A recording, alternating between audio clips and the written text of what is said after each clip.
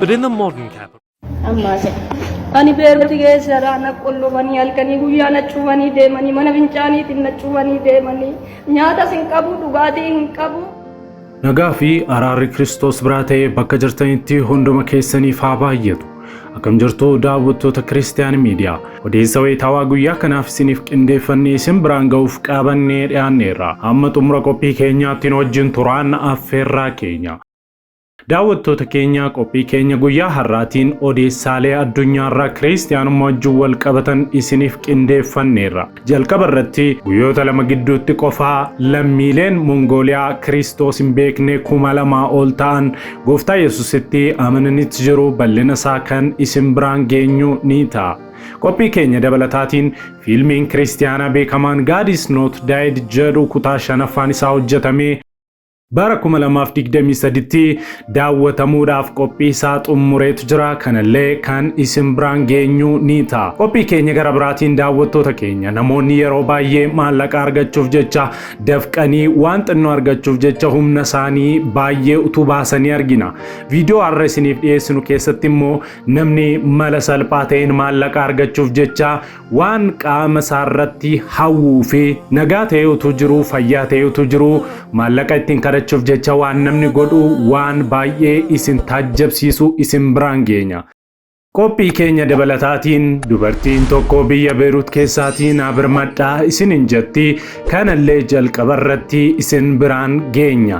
Qophii keenya gara biraatiin immoo beeksisa sagantaa Duubaayii kan isin biraan geenyu ni ta'a. Qophii keenya addaatiin immoo raajii Daani'el jedhama. Biyya Naayijeeriyaatti akka raajicha Daani'el isa macaafa qulqulluu irratti barreeffamee leencaa wajjin wallaansoo qabuuf jecha yookaan immoo aanaanis leenci nyaatu jedhee bakka leenci argamutti seenuudhaan nyaatameetu jira. Maaltu irra ga'ee kan jedhu bal'ina isaa isin biraan ni geenya. Yeroo jalqabaatiif gara chaanaalii Kiristiyaan Miidiyaatti kan dhuftan subscribe gochuudhaan mallattoo bilbilaa gadi tuquun dagatina.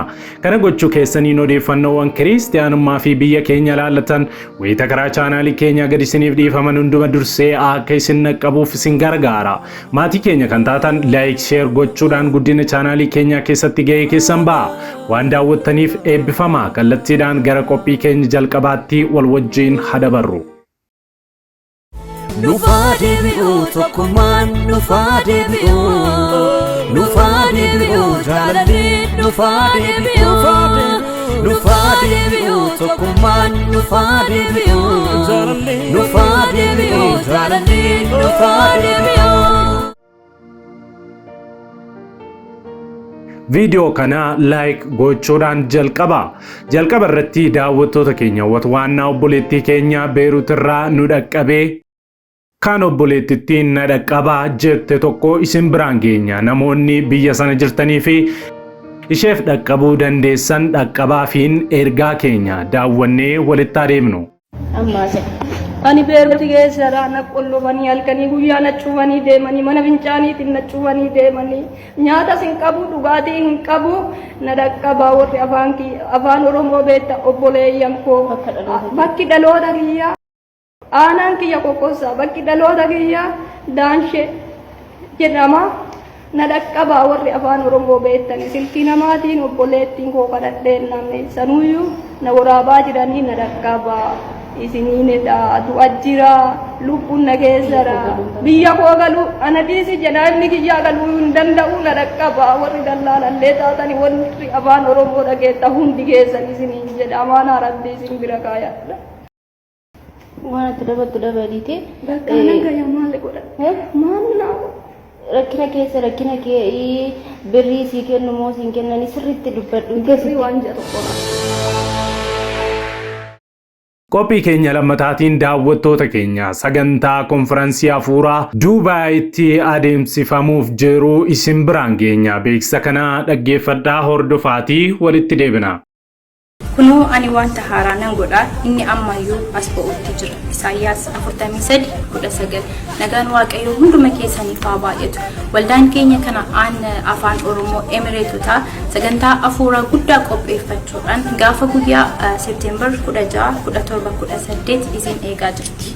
Bakka sagantaan keenya itti gaggeeffamu hoteela Raayaan dugda duuba Meeggaa Moolii guyyaa gaafa sanaa sagaleen waaqayyoo humnaan lallabamaa faarfannaan hin faarfatamaa namoota dhukkubsataniif hin kadhatamaa dhuftanii akka sagantaa guyyaa sanaa nu wajjin hirmaattan jaalala waaqayyootiin እነሆ አዲስን ነገር አደርጋለሁ እርሱም አሁን ይበቅላል። ኢሳይያስ 43:19 የጌታ ሰላምና ጸጋ ይብዛላችሁ። ቤተክርስቲያናችን ከነዓን ፋና ሮሞ ኤሚሬቶች የፊታችን ሰፕቴምበር 16፣ 17 እና 18 ታላቅ መንፈሳዊ ኮንፈረንስ አዘጋጅታለች። ስለዚህ በዚህ ፕሮግራም ላይ በመገኘት የበረከቱ ተካፋይ እንድትሆኑ ቤተክርስቲያን በእግዚአብሔር ፍቅር ጋብዛችኋለች።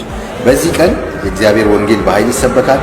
ለበሽተኞች በተለያዩ ስራ ለተያዙ ሰዎች ይጸለያል። በዝማሬ እግዚአብሔር ይመለካል። በዚህ ፕሮግራም ላይ ነብይ የሺጥላ መቺና ዘማሪ ሰለሞን አለሙ ያገለግሉናል። ፕሮግራሙ የሚካሄድበት ቦታ ሻርጃ ራያን ሆቴል ከሜጋ ሞል በስተጀርባ። ለበለጠ መረጃ እና ሎኬሽን በስክሪኑ ግርጌ የምታዩት ስልክ ቁጥሮች መጠቀም ትችላላችሁ። እንዳትቀሩ። Qophii keenyatti nuti yeroo darbinu daawwattoota keenya yeroo baay'ee namoonni maallaqa argachuuf jedhanii dafqanii waan xinnoo argachuuf waan baay'ee ta'anii fi dadhaban akkuma jiran namoonni mala salphaa ta'een maallaqa argachuuf jecha waan isaaniif hin malle hojjetanis ni jiru. Nama nagaadha garuu qaama miidhamaa fakkaatee maallaqa kadhataa oolee erga guurratee adeemuuf ka'ee qaama miidhamaa fakkeessuu isaa irraanfatee miilaan adeemuu jalqabe. Sana booda yeroo yaadatu qaama miidhamaa of fakkeessaa ture. Deebisee haala ittiin inni kiraanchiin adeemu jalqabes nama ajaa'iba. Waan qaban gatanii waan hamaa hawwuu nama haa baasu. Maallaqni hojjetanii ni argama. Fayyaan garuu nama harkaa baanaan nama rakkisa. Namoota akkanaatu rakkatootaa fi hiyyeeyyotaaf akkasuma qaama miidhamtootaaf akka namoonni garaa hin laafne nama taasisa. Viidiyoo isaa daawwadhaa.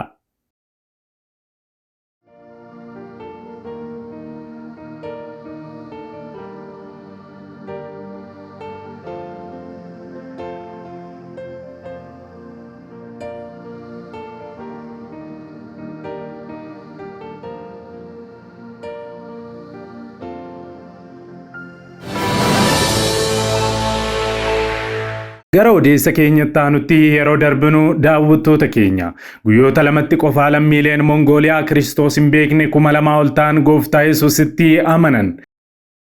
Kiristiyaan Poost akka gabaasetti sagantaa dhaabbanni wangeelaa Biilii Giraam qopheesseen lubbuuwwan hamma kana baay'atan gooftaatti amanuu isaanii beeksisee jira. Sanbata duraa fi sanbata guddaa darbee magaalaa guddittii Mongooliyaa Ulaan Baataaritti dirree argamu Beesteepee jedhamu irratti konfiraansii hafuuraa feestivaala Abdii jedhamuun Kiruuseedii ilma goota wangeelaa Biilii Giraam Firankliin Giraamiin qophaa'een namootni 17,300 ol saganticharraa kan hirmaatan yoo ta'u hafuurri waaqayyoo hojii dinqisiisaa guddaa hojjechuun isaas beekameera. Biyya Ruusiyaa fi Chaayinaa gidduutti argamtu ardii Eeshiyaa keessaa Mongooliyaatti lammiileen biyyattii argaman miliyoona 3.3 argaman keessaa walakkaan ol namoota amantii Budaa hordofan akka ta'anii fi parsantii 40 dhibbaffaa kan ta'an ammoo namoota amantii hin qabne akka ta'anis Kiristiyaan Poost gabaaseetu jira. Kadhannaa fi tattaaffii abboota wangeelaa fi waldaa kiristiyaanaa biyya Mongooliyaa waggaa 20tiin sagantaa maqaa dhaabbata Biilii Giraamiin qophaa'e irrattis namoonni 2,000 guyyaa lamatti gooftaatti amanuun isaanii dhaga'ameetu jira. Kiristiyaan Poosttu gabaase. Odeessa keenyatti aanutti yeroo darbinu fiilmiin kiristiyaanaa beekamaan God is not died jedhu kutaa 5ffaan hojjetamee xumuramuun bara 2023tti daawwattootaaf dhiyaachuuf qophii isaa xumuruu Christian Headlines gabaase. Rise Up mata duree jedhuun kan kenname fiilmiin kiristiyaanaa kun Paasteriin kiristiyaanaa tokko aangoo bulchiinsa mootummaa keessaa argachuuf jecha waan amantii isaa faallessuu fi nama amantii kiristiyaanaa hin taane wajjin dorgommii filannoo taasisee agarsiisas jedhameetu jira. Fiilmichi kutaa jalqabaan isaa kan hojjetamu jalqabee bara faranjoota 2014tti yoo ta'u fiilmiiwwan Hooliwuud keessatti fiilmichi baricha jechuudha baay'ee daawwatamuudhaan sadarkaa arfaffaarras taa'eera jedhameera. Kutaan 5ffaan fiilmii kana kiristiyaanonni hawaasaa fi biyya keessa jiraatan keessatti ga'ee olaanaa fi gocha qajeelaan dhiibbaa uumuu akka qaban kan agarsiisudhaas jedhameetu jira. Kaawunsil miidiyaarraa odeeffanne. Gara odeessa keenyatti aanutti yeroo darbinu daawwattoota keenya Raajii Daani'eel Abunduriin jedhama. Raajii Daani'eel Abunduriin paasterii Naayijeeriyaa beekamaa ta'ee seenaa macaafa qulqulluu Daani'eeliin of fakkeessuuf utuu yaaluu du'eedha. Bara 1991 dura Raajii Daani'eel Abunduriin duraanuu dinqii baay'ee hojjetaa ture. Haa ta'u malee bara 1991tti seenaa macaafa qulqulluu Daani'eel isa boolla leencaa keessatti darbatame garuu sababa humnoota Waaqayyo isaaf kenneen lubbuun isaa hafee fakkeessuu murteesse. Raajii Daani'eel Abunduriin dinqii ija jabinaan hojjetan yuunivarsiitii Ibaadaan keessatti iddoo bineensotaa keessatti raawwachuuf murteessan. Guyyaa sana namoonni Naayijeeriyaa keessaa fi ala irraa dhufan bineensota bakka bineensotaa sana keessatti argaman daawwachuuf bakka bineensotni itti argaman sana turan. Gaafa kana ture Raajii Daani'eel Abunduriin sagalee Waaqayyoo qorachuuf bakka bineensonni sun turanitti uffata diimaa uffachuudhaan gara mana bineensotaatti kan isaan seenan. Raajiin Daani'eel Abunduriin Waaqni Daani'eel bara durii tajaajilaa ture ammas akka jiru namootatti agarsiisuuf abdatee dhoksaan godoo leencotaan guutame keessa akka seene gabaafameera. Raajiin Daani'eel Abunduriin macaafa qulqulluu jilba isaa jalatti qabatee boolla leencaas seene. Namoonni bakka bineensonni itti argaman sana keessa turan akka inni deebi'uuf amansiisuuf yaalan garuu inni gorsa isaanis dhaggeeffachuu didee seene. Raajiin kun godoo leencotaa keessa yeroo seenan kadhachaa fi afaan adda addaatiin dubbachaa turan. Kutaawwan macaafa qulqulluu tokko tokkos dubbisaa ture. Waaqni Daani'eel waan macaafa qulqulluu keessatti barreeffamee tures irra deebiin akka dubbatuu fi hojjetuuf waamichas dhiyeesse. Akka gabaasni kun jedhutti Raajii Daani'eel Abunduriin yeroo argan leenconni kunneen duubatti deebi'aniiru. Raajii Daani'eel Abunduriin manneen leencotaa sana erga seenee karras cufe. Gaafa kana inni yaade hafee leenconni isatti utaalan. Akka namoonni ijaan argan tokko tokko jedhanitti macaafni qulqulluun Raajii Daani'eel Abunduriin erga leenconni itti utaalanii battaluma sanatti lafattis kufee jedhu. Raajii Daani'eel Abunduriin akka Daani'eel isa macaafa qulqulluu keessatti caafamee ta'uu yaalus utuu isaaf hin milkaa'in leencotaan nyaatamee du'e. Taatee kanaa booda lammiileen Naayijeeriyaa hedduun Raajii Daani'eel Abunduriin tarkaanfii of eeggannoo hin qabneedha jechuudhaan balaaleffatan. Akka abaluun sirbaan morma nama jallisaa jedha Oromoon.